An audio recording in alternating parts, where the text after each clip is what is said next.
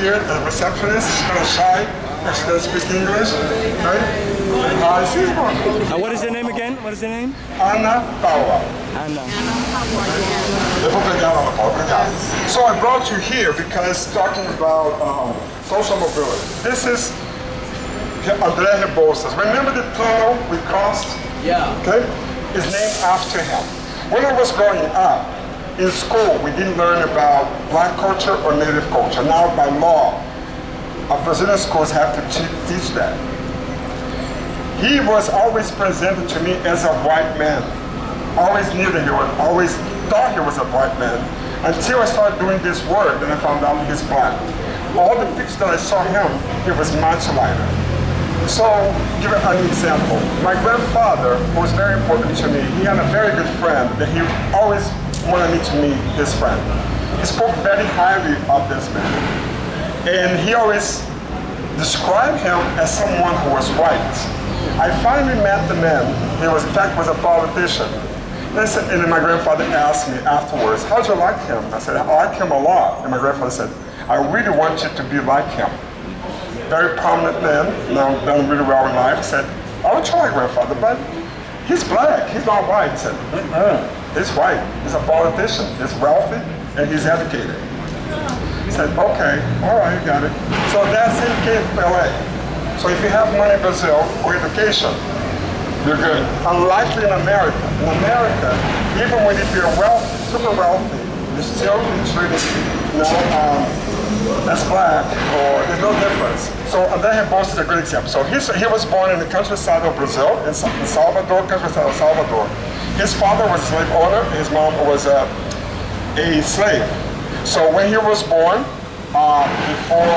during his teenage years, his father was very compelled, took him, sent him to Paris, where he became an architect and engineer. He brought to Brazil the concept of tunnels. He was the one. And he also built this building here. So by the time he's built this building here, the idea was this building was to be used for the good of black people. So this building has been here a while, and it's still unclear how this building is going to be used because of gentrification. There is a very kind of modern building back there. We're going to see from outside. And if anyone guesses who that building belongs to, I'll give a prize.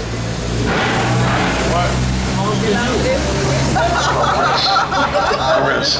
Yeah, the one, the black one back there. That one. Belongs to the relatives. No. One more. Give us a hint. Give us a hint. Give us a hint. Here's an American. Trump. No. You got it. No way! What? You want to give it a prize, yeah. Belongs to Donald Trump. So it's very hard to bring back the black people to this place when people like Donald Trump are buying building here. You know what I mean? So it's very difficult. However, there is a light at the end of the tunnel. Rio just got good money from UNESCO to build a slave museum. Well, to build a black museum. The debate is now how to name it. Some people want to, because some people believe that Brazilians don't get how horrible slavery is.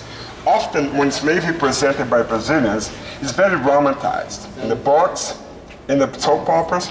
So and a lot of the young people, because of the time and the bad education in schools, they don't get what a lot of black people are going through today is a result of that. So some people insist they have that name, but some people prefer to name the museum, the Museum of Freedom, Slave and Freedom, or vice versa. So the name is about to be decided. But the good news is, this building might be used to build what will be the largest black museum in Latin America. Okay? So so I'm involved in it. That's why I thought of you, because I have brought some folks from the black museums in America, especially from Chicago Museum. So I'm working as a liaison between the museum here and the black museums in America. Because America is the country that has the largest number of black museums. So in 2020, when you come back to Brazil, probably going to see the museum ready. So that's good news. So now, and this place is now, they're trying to bring back black business here, like myself, a small business of people who are black or dealing with black issues. So it'll be like an incubator. But it's not happened yet, because there are a lot of people who want to buy this piece of property. It belongs to the government now, unfortunately. It's not his family anymore. The government has it. So there are a lot of, because it's a huge spot, because all of it. So it's very valuable land.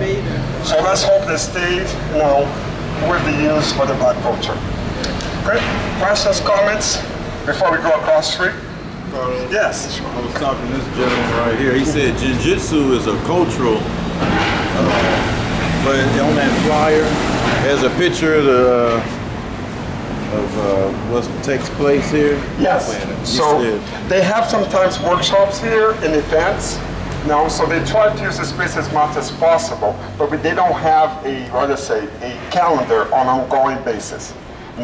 So because I think they're compromised with some of the big corporations, they cannot really define what this place will be. So hopefully they will be able to have the Black Museum, whatever name it be, here in this space.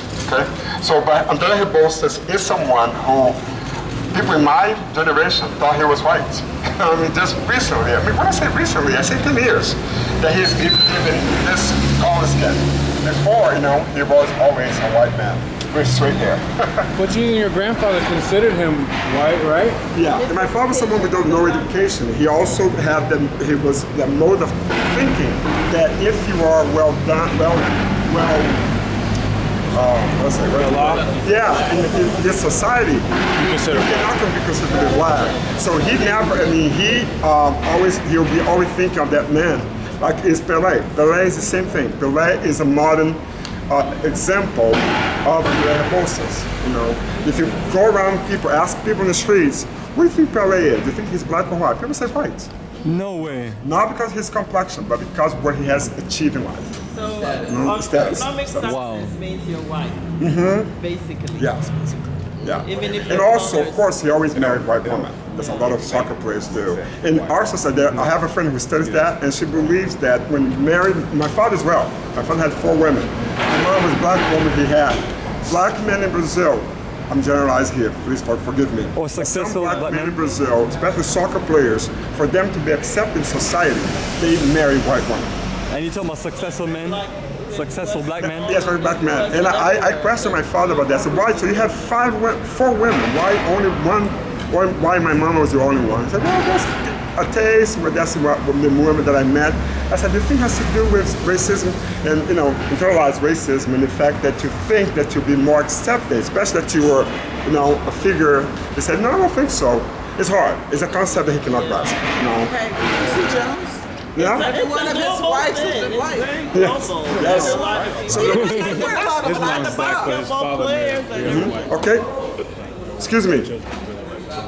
Oh, the bathroom is all the way in the back. Like even the basketball players.